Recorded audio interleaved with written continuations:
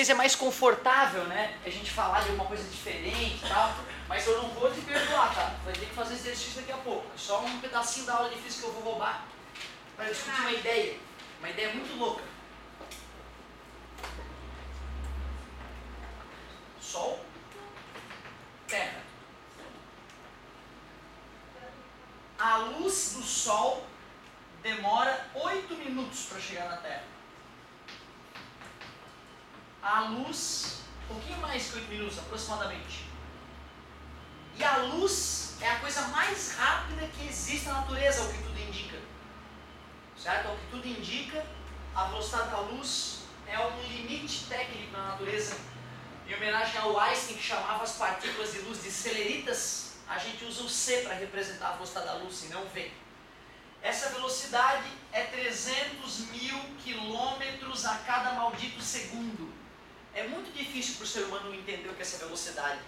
Para teres uma noção do absurdo que é a velocidade da luz, se a luz pudesse ficar circulando em volta da Terra, ela daria quase 8 voltas na Terra em um segundo. Ela teria dado 8 voltas no teu planeta. Planeta esse que tem 13 mil quilômetros de diâmetro no Equador, aproximadamente. É absurdo, cara. Não dá para acreditar no negócio, entendeu? Velocidade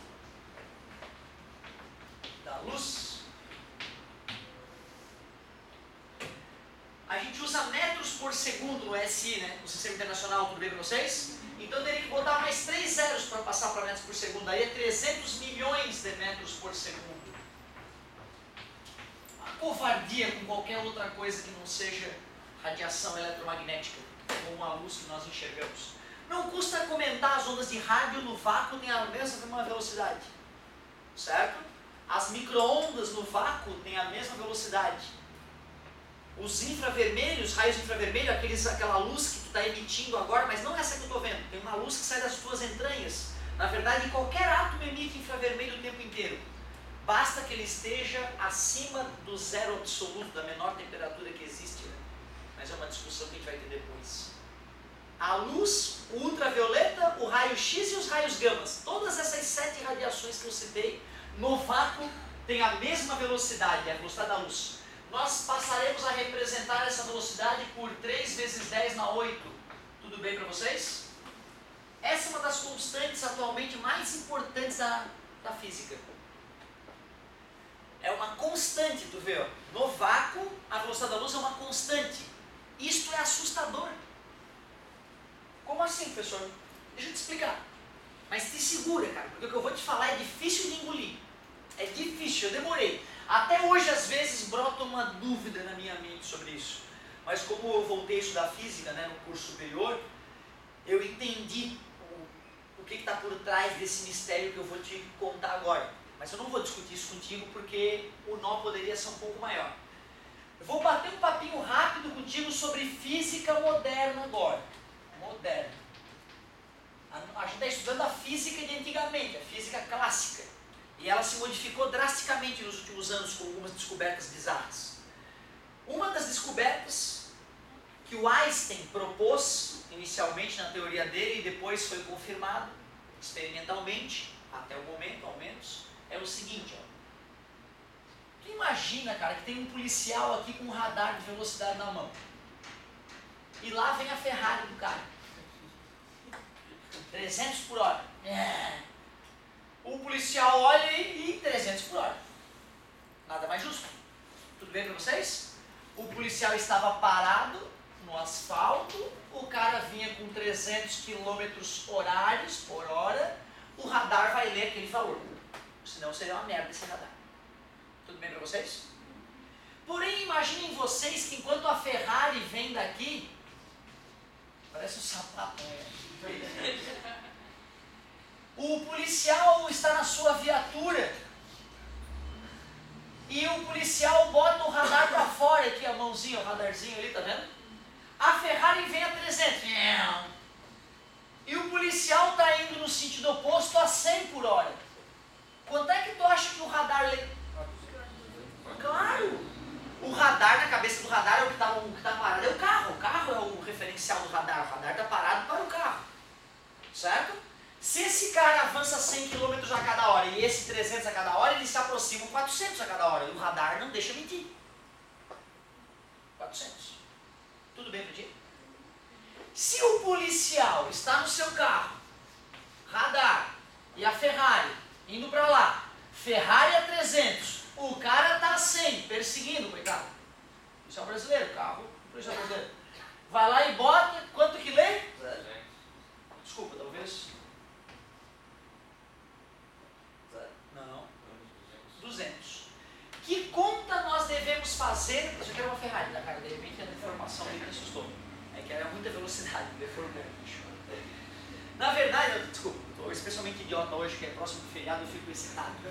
Então olha só, galerinha, na verdade o que eu gostaria que percebesse é que o radar está lendo uma velocidade relativa, certo? Que é a velocidade da Ferrari menos a velocidade do carro do policial. O que te incomoda? É isso que eu queria. Eu queria que alguém ficasse com a testa franzida. O 300 e o 100 dá 400. Tu acha que eu errei o sinal? Né? Não sei. Vou dar uma dica. Antes eu estava colocando escalarmente, né? Agora eu afirmei, é vetorial a brincadeira, né? Certo? É vetorial. Os vetores apontando para o mesmo lado, aumenta e do lado do outro. Então assim, esse vetor era zero, né? O policial era zero, certo? Por isso que a leitura do radar era a leitura do próprio Ferrari, 300. Isso aqui zerou. Tudo bem para vocês? Quando isso aqui era 300, se um vetor que aponta para a direita é 300, o vetor que aponta para a esquerda é menos 100. Lembra? Não corrigimos hoje isso, gente? O vetor G é para lá, o menos G é para lá, o B é para lá, o menos B é para lá. Concorda comigo? Então, a conta aqui na segunda seria 300 menos 100, né? Que aí daria os 400. Menos com menos é mais, 300 mais 100, 400. Sacaram por que tem o menos ali? Porque velocidade é uma grandeza vetorial. Se nós fôssemos pensar escalarmente, né? Era mais nesse momento, quando eles estavam se aproximando, e menos quando eles estavam se afastando. Certo? Mas para ser honesto, uma velocidade relativa se calcula pegando o vetor velocidade de um objeto e subtraindo o vetor velocidade do outro. Assim, a velocidade resultante na aproximação deu uns 400 e no afastamento ficaria um vetor 300 menos o vetor que é 100. E esse vetor agora é positivo, né, porque ele aponta para a direita, assim como esse. Resumindo, eu estou usando o referencial que para a direita é positivo. Qual era a unidade mesmo?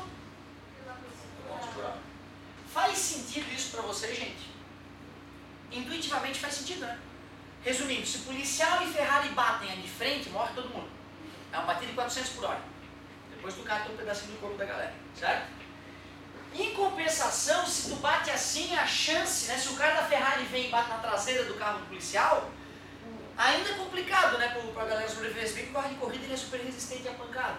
Então o cara da Ferrari talvez sobreviva. Porque a pancada foi só 200 por hora. Tudo bem? Equivalente a uma batida de 200 por hora. Aceitas isso? Natural, né? É intuitivo.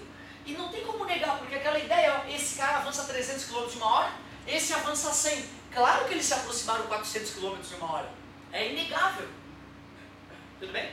Professor, mas se os dois carros baterem tipo, a 200 por hora, não daria mais ou menos 100 km para cada um, porque teria que distribuir a energia entre os dois carros? Cara, choque mecânico. Vou te ensinar isso no final desse ano. Bem delicado isso, muito delicado. O que eu quis dizer só é que assim, na hora do impacto, o estrago seria o mesmo do que o carro do policial estar parado e a Ferrari, em vez de vir a 300, vinha a 200. Depois o desenrolar da história muda totalmente. Estou falando do impacto mesmo. Concorda comigo? Bacana a tua pergunta, porque nós vamos estudar isso aí, tá? Que eu não posso parar agora porque é outra matéria. Professor, se do lado direito positivo e do lado esquerdo é negativo, para cima poderia ser divisão e para baixo multiplicaria? Se fizesse sentido físico, sim. Mas deixa eu ver se faz sentido físico. Deixa eu pensar. Uma nave alienígena sobe com uma velocidade de 300 por hora. Perseguindo uma nave alienígena menos desenvolvida, que só anda a 100 km por hora, elas se aproximam com 30 mil? Faz sentido? Não, multiplicar os valores não tem nexo nenhum, né? Então continua mesmo com o raciocínio. Ou seja, depois que tu pega uma linha para operar as velocidades, tu pode dizer que para um lado dessa linha é positivo e para o outro é negativo. Certo? E vai ser sempre assim. Tu só vai multiplicar quando fizer o sentido físico multiplicar. Eu comprei um bombom. Delícia de bombom. Eu comprei 5 bombons. Qual é a massa dessa nova compra? 5 vezes a massa da primeira compra. Faz sentido? Eu comprei 5 bombons a mais. Então tu vê, na física tu não multiplica do além porque é bonito. Tem que fazer sentido.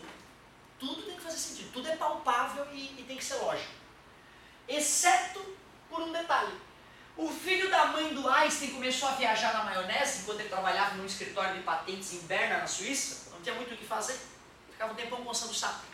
E ele começou a viajar. A galera estava fazendo os experimentos com luz que estava dando uns resultados meio absurdos. A sensação que dava é que a velocidade da luz era infinita. De tão rápida que a luz se propagava, os equipamentos não conseguiam medir a velocidade da maldita luz. Parecia que ela era infinitamente rápida. Ou seja, tu acende a luz, imediatamente o lugar fica iluminado. Bum, não precisa nada sair da lâmpada e bater na parede para iluminar. O Einstein não admitia essa ideia. Mas pelas pesquisas ele percebeu que aparentemente a velocidade da luz era a coisa mais rápida que existia. E aí ele viajou um pouquinho e pensou, olha, eu acho que a velocidade da luz é a coisa mais rápida que existe na natureza.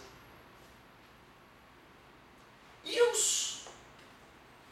as pesquisas foram confirmando essa ideia. Só que o pior não é que a luz é a coisa mais rápida da natureza. O pior é que a velocidade dela é sempre a mesma, não interessa como tu meça ela. É uma constante. Uma constante.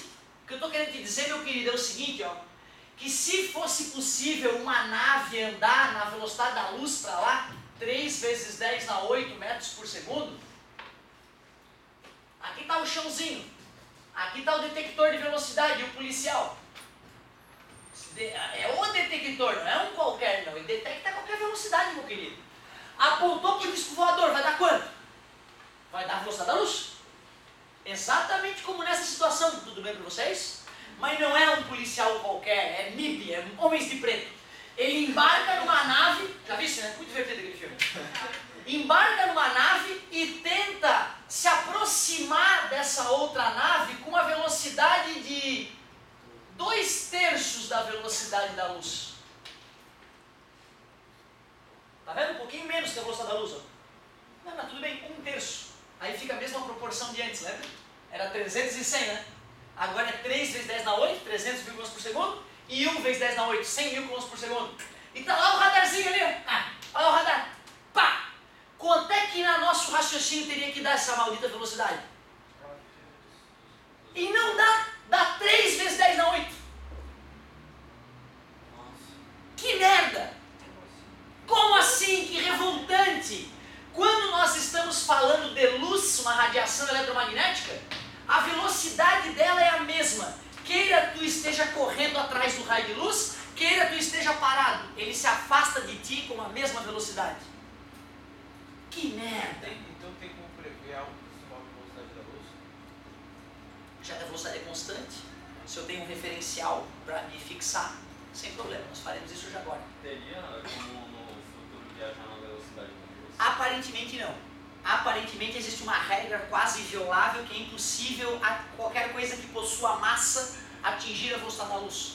Tu precisaria de uma força infinita para chegar na velocidade da luz. E como não existem forças infinitas, aparentemente, mas a gente tem que ter um coração e a mente aberta, né?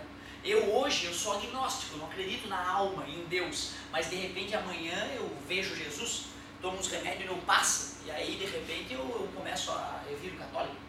É possível, tudo é possível, tem que manter o coração aberto, beleza? Só uma coisa, como um carro de 100 por hora ia bater com velocidade de 200? Não, na hora que eu estava falando sobre isso eu inverti, a Ferrari bateu atrás do carro do policial, depois pode ver o vídeo e confirmar. Mas eu poderia ter me confundido mesmo, tem razão. Mas se apega menos a esses detalhes e tenta aproveitar mais a ideia, que aí tu vai aproveitar mais a aula, porque eu erro todo dia nessas bobagenzinhas. Tá? Então na hora tu não prestou um pouco atenção, eu falei que era o carro da Ferrari que bateu na traseira do policial. E ainda citei, né, que o carro da Ferrari talvez sobreviveu, porque a Ferrari é muito mais resistente a pancadas do que O No Beaton que o policial estava usando aqui. É o No Beaton, me lembra? Ô galera, olha só. Acachapante essa ideia, né? E vem cá, e se o policial persegue o raio de luz com uma velocidade de 2 vezes 10 na 8 metros por segundo? Na física newtoniana clássica, qual é a velocidade com que o raio de luz se afasta da nave? 1 vezes 10 na 8, né? É esse menos esse, concorda comigo? Certo? Mas na prática, quando tu mede a velocidade da luz com a nave andando naquela velocidade absurda, dá o mesmo resultado como se a nave estivesse parada. Isso é revoltante demais. Se os dois estivessem indo para o mesmo lugar, eles não teriam que somar os dois vetores? Pois é. Ou seja, essa ideia de velocidade relativa falha quando trabalhamos com a luz. A luz é diferente, é uma coisa anômala, é anormal. Até porque, como é que eu poderia te falar que a velocidade da luz é um limite na natureza, se dois corpos podem se aproximar com uma velocidade maior que a da luz? Concorda comigo? Então, ou eu digo que a velocidade da luz é um limite na natureza e obedeço essa ideia, ou então peraí, velocidade relativa, tu vai poder somar, então o raio de luz vem daqui, um raio de luz vem daqui. Com que velocidade os raios de luz se aproximam? Ah, o dobro da velocidade da luz. Não, Deus não deixa, é na velocidade da luz. É uma doença, é uma doença. Mas tu vê, como a luz tem uma velocidade que é um relógio, é sempre a mesma, tá? Então assim, no livro, tu pega lá a velocidade da luz, é 2,99, tá? E tem casa após, aliás, não tem casa após a vírgula, é um valor exato, tá? A velocidade da luz. É um valor exato. Deixa eu pegar qual é o valor exato, porque aqui no ensino médio a gente usa 300 mil, mas vamos pegar o valor exato. Deus, Google dizem que sabe tudo. Velocidade da luz no vácuo. É culpa da internet.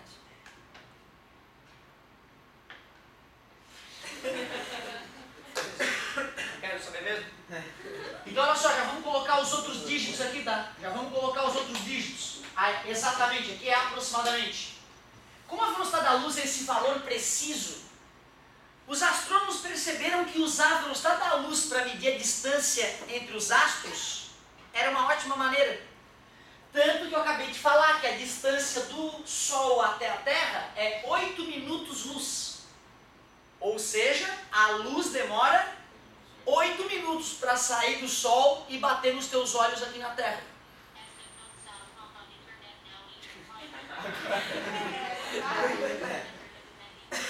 Olha que lindo. Vamos ver se a Vivo ajuda. Eu estava na Wi-Fi do colégio, tirando do Wi-Fi do colégio, ou 3G, já vou para o outono 3G. Velocidade da luz no vácuo. Google está ao alcance. 299.792.458 metros por segundo. É um número inteiro, não tem casa após a vírgula. Como isso?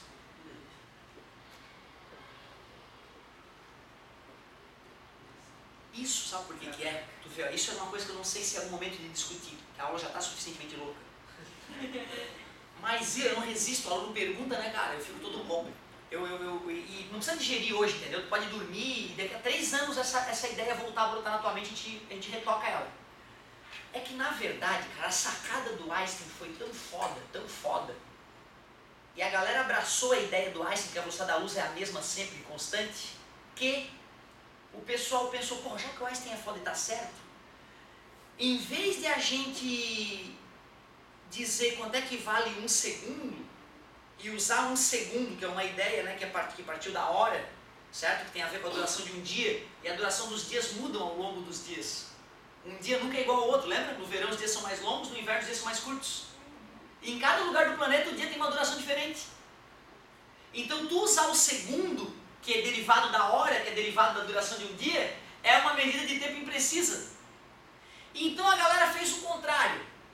Vamos medir quanto tempo a luz demora para andar uma certa distância. E vamos descobrir quanto é 1 segundo através desse fenômeno.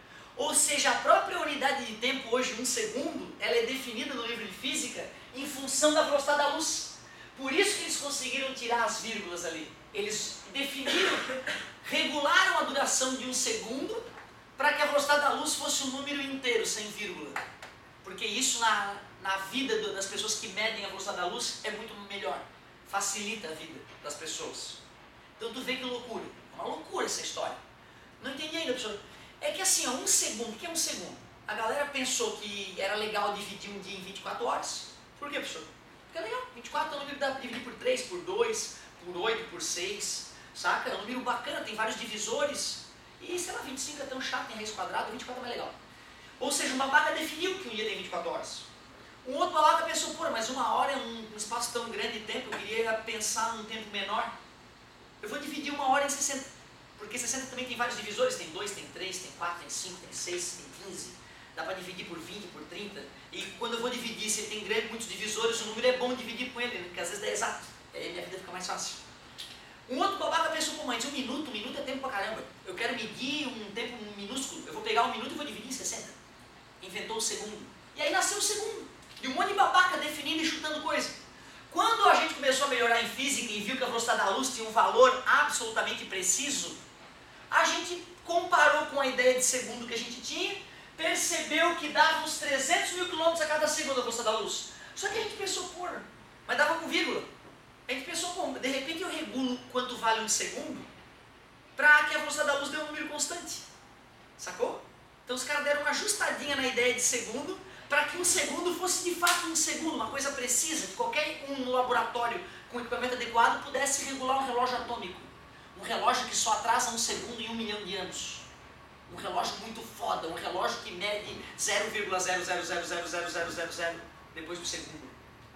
Sacou? Porque é importante medir com precisão o tempo, senão a gente não consegue entender a natureza. A natureza, ela ocorre em mudanças muito rápidas, muito tênues. Precisamos de relógios atômicos para escrutinar a verdade na natureza. Fala, meu amor. Mas como é que eles conseguiram chegar nesse número? Pois então, aí é que tá, aí no laboratório. Aí nós temos que ir para o laboratório, medir a velocidade da luz, tu vai ver o resultado que dá, e tu pode usar, né, a mudança da unidade de tempo para a velocidade da luz dar um número mais bonito. E esse foi o número mais bonito que eles acharam em função de um segundo, se essa loucura que dividiu por 24, dividiu por 60, dividiu por 60. Sacou? Então é muito técnico agora, é em laboratório que eu poderia te mostrar como é que a gente... Eu poderia, por exemplo, fazer o segundo ficar um pouco maior e esse número aqui ia diminuir um pouco. Certo? Eu poderia? Ali. Fala. Como fizeram para medir a velocidade da luz? O Foucault foi o cara que fez o equipamento mais legal. Para te responder isso, eu vou trazer uma questão de física, de repente até eu acho ela aqui no meu celular agora, e vou resolver uma questão de física que fala dessa técnica que o cara fez. Ele pegou uma catraca, fez uma luz passar por uma catraca dentada, e ele mediu a rotação da catraca. Ou seja, ele sabia quando que o dente ia passar na frente da luz e fazer a luz piscar lá na parede. Certo? Ele sabia a distância dessa catraca até a parede, usou um espelho para a luz bater e voltar, e aí medindo a velocidade angular da catraca e vendo como a luz piscava através das frestinhas, o safado conseguiu medir a velocidade da luz com boa precisão. Aí essa técnica foi melhorando. Hoje ela é extremamente complexa a técnica, mas eu tenho uma questão de física que vai te mostrar qual foi o primeiro experimento honesto que mediu a velocidade da luz. Detalhe, na verdade o primeiro cara que mediu a velocidade da luz foi um astrônomo. Ele sabia calcular a posição dos planetas em relação à Terra, e ele sabia então que horas que o planeta tinha que emergir no horizonte. E aí ele percebia que Marte sempre aparecia atrasado no horizonte. Ele calculava para Marte aparecer no horário e Marte demorava para chegar. Aí ele, que merda é essa? Por que ele está errando isso, cara? Eu tenho certeza dos meus cálculos. Marte era para chegar um pouco antes. Ele pensou, é que eu acho que a coisa que sai de Marte e bate no meu olho, a luz, deve demorar para chegar até a Terra. Como ele tinha as distâncias, ele estimou quando é que dava a velocidade da luz. E aí, em vez de ele conseguir os 300, né, deu um erro baixo, deu um pouquinho maior do que a atual velocidade da luz. Então, o primeiro cara foi um astrônomo, que matou a charada.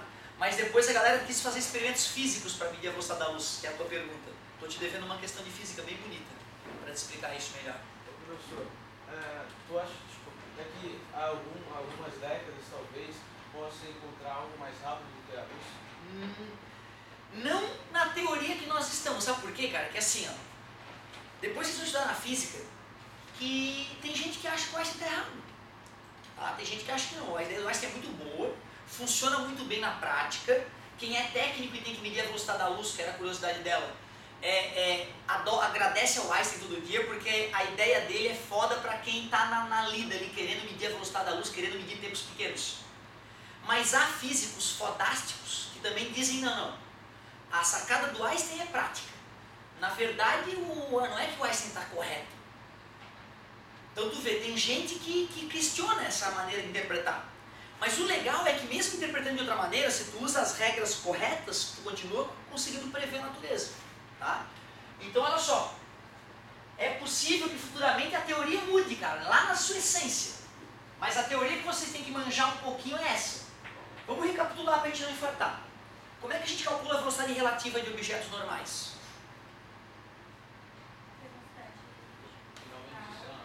Isso, é quase final menos inicial. É a velocidade de um objeto menos a do outro. E é naquele mesmo momento, não é antes e depois. Mas parabéns. Mas era isso que eu queria. Queria que me falasse, só tem que subtrair as velocidades. Certo? Por que antes era final menos inicial? Porque era o mesmo objeto, né? Aí tu pegava o tempo final menos o tempo inicial. Agora são dois objetos com a mesma velocidade naquele mesmo momento.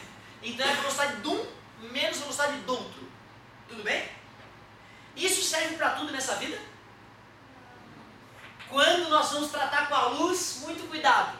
A velocidade da luz é sempre a...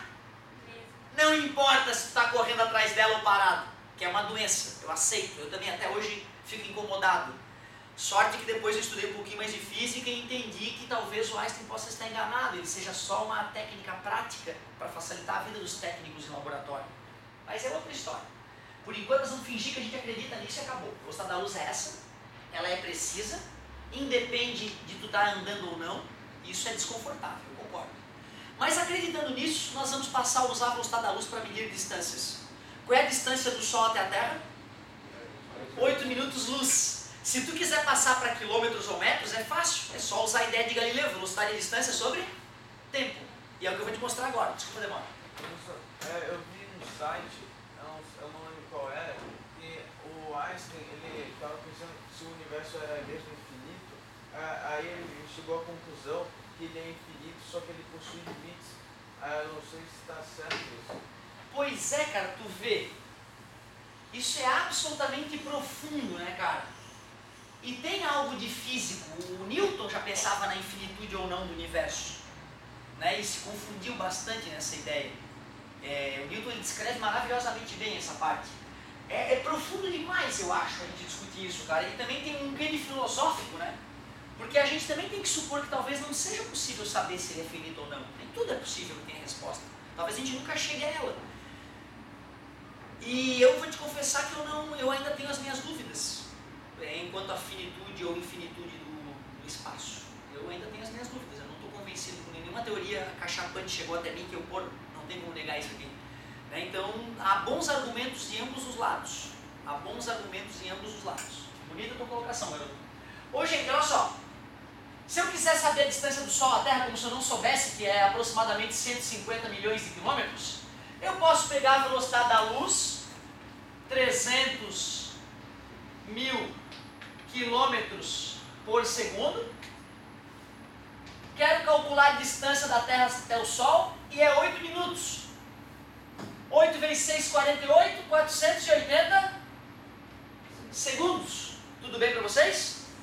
Está dividindo, passa. Vai cortar o segundo com segundo, a resposta vai ser em quilômetros. 3 vezes 8, 24 vai 2, 12, 13, 14.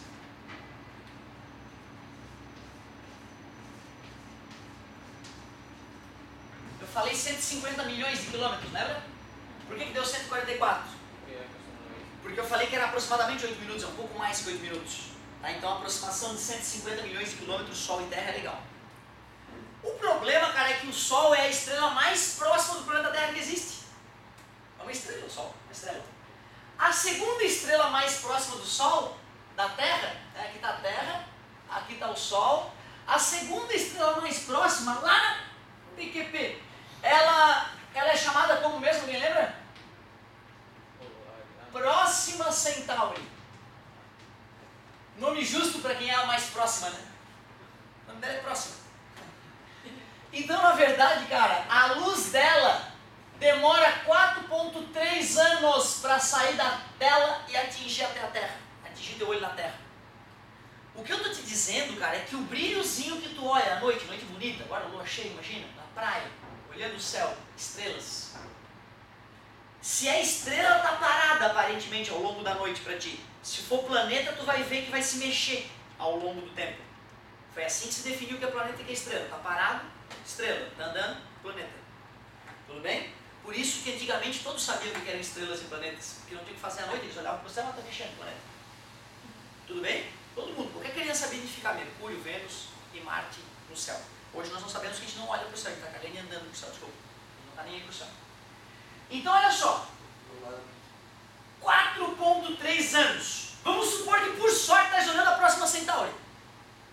Aquela luz que está batendo no teu olho ali, saiu da estrela há 4 anos atrás. Se a estrela tivesse sido vaporizada por algum motivo mágico, tu ainda estaria enxergando ela. Porque tu só veria ela desaparecer no céu, se ela sair hoje de onde ela está, só daqui a 4 anos e cacetada que a luz dela vai parar de chegar na Terra. Então quando a gente diz que quando tu olha o céu, tu está olhando o passado, não é uma piada, é fato. A luz mais jovem, a coisa mais atualizada que tu enxerga quando vê as estrelas, tem 4 anos de atraso. Só que tem estrela que está 10 mil anos-luz. Tem galáxia que está a 1 bilhão de anos-luz. A galáxia mais distante fotografada está a 12 bilhões de anos-luz da Terra. A luz dela ficou viajando 12 bilhões de anos pelo vácuo do espaço até atingir os telescópios aqui na Terra. É uma doença. Então tu vê, a gente tem noção que a dimensão do universo, né, da Terra até o extremo, né, tem pelo menos 12 bilhões de anos-luz de distância, corroborando para a idade do universo calculada depois do Big Bang, né, 13,7 bilhões. Então tu vê dados diferentes corroborando para a mesma ideia da idade do universo, certo? Uma das questões da OBA que é famosa é o seguinte, o cara fala o seguinte: sabendo que a luz demora 8 minutos para vir do Sol até a Terra, e que a luz da próxima Centauri demora 4 anos para vir da próxima Centauri à Terra, se eu desenhar em escala o Sol e a Terra com 1 milímetro de distância um do outro, que distância em metros teria que estar a Terra da próxima Centauri? Mas tem Esse é um desafio legal para ti já, para tu treinar para OBA. é na velocidade da luz? Não precisa. Não precisa usar a velocidade, pode usar a velocidade da luz, mas eu acho que é mais complexo. Só converter minuto para ano, pode ser. Mais confortável. E fazer uma regra de 3. É o suficiente, parabéns. Essa é a saída da questãozinha. Porque tu vê, cara, os astrônomos eles se preocupam com as posições relativas dos astros. Né? E tu conseguir fazer um desenho da tua Terra, do Sol e da próxima Centauri e fazer a relação de distância entre eles é de suma importância. E isso a gente consegue só de saber a distância em anos-luz, ou minutos-luz, né? Certo? Desculpa, meu querido, desculpa demorar mais uma vez. Eu vi, já que tem buraco negro, eu vi que, em teoria, poderia existir buraco branco, que em vez de sugar as coisas, ele espere, aí poderia, tipo, ser que nem entrar numa porta e sair por outra. Tu acha que isso existe? Eu não aceito essa ideia bem ainda, tá? Eu não aceito essa ideia bem, eu tenho dificuldade de encarar a realidade dessa ideia.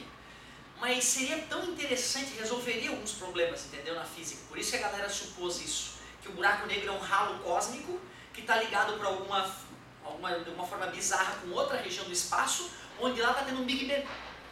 Entendeu? Então esse buraco branco seria uma espécie de Big Bang, onde a matéria está sendo ejetada. Eu particularmente acho que o buraco negro é só um estado da matéria que a gente ainda não entende bem, e que vai demorar a entender, mas onde a matéria está colapsada, altamente concentrada, mas não necessariamente tem que ter uma saída.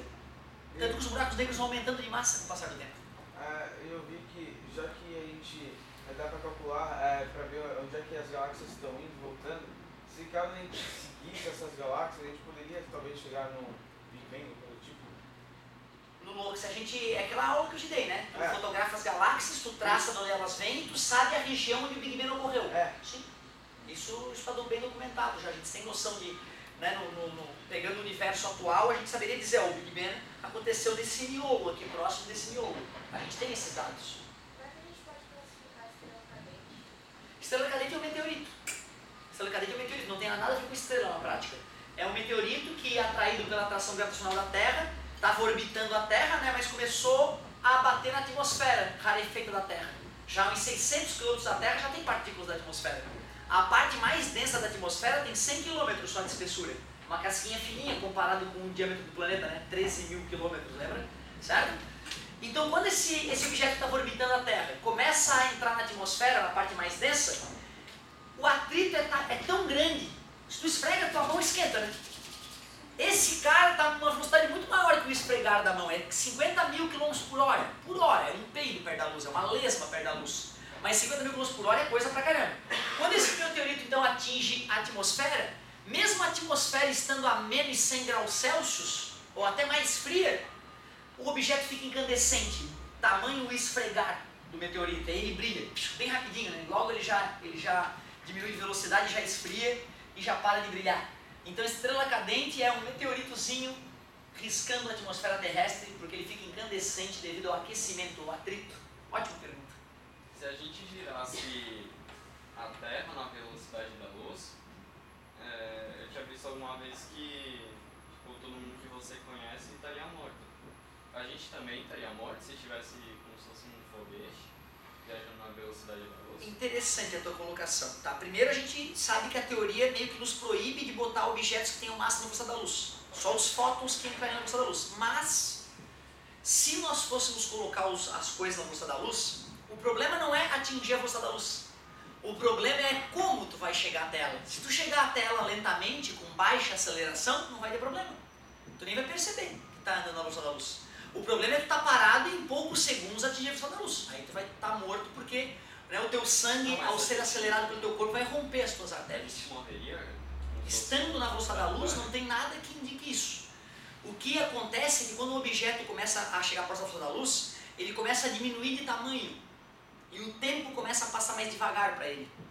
Então as coisas tendem a ficar infinitamente pequenas quando atinge a velocidade da luz. Certo? E esses cálculos eu vou te mostrar no terceirão. A transformada de Lorentz, vou te mostrar como é que se calcula a dilatação da massa e a contração do tempo e do espaço. Nós vamos fazer esses cálculos, certo? De repente, para a galera que estiver mais interessada, se estudar, se me vier com dúvida honesta, não vier para assistir aula, porque a aula é uma merda. Essa aula, depois de amanhã, eu te pergunto as coisas, tu não sabe de nada do que eu falei. Porque tu só vai fixar essas loucuras todas que eu te contei se tu voltar a ler, se tu for pegar os exercícios da OBA que falam da função da luz e for praticar. Senão amanhã, depois de amanhã, tu esquece, certo? Isso que é importante ficar claro. Se tu me mostrar, um de vocês apenas, me mostrar interesse, trouxer exercícios honestos e estudar, e aí sim, toda a aula de apoio eu vou poder te ir avançando um pouco mais na teoria. Só deixa eu completar o raciocínio para fazer sentido dessa aula. Porque até agora, para a OBA, para te ajudar na OBA, eu só te falei a ideia de medir a distância com a velocidade da luz. Por isso que a gente mede em anos-luz, certo? Aliás, como é que eu calculo qual é a distância em metros de um ano-luz?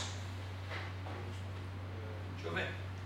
Como é que calcula a distância em metros de um ano-luz? Os dados estão no quadro.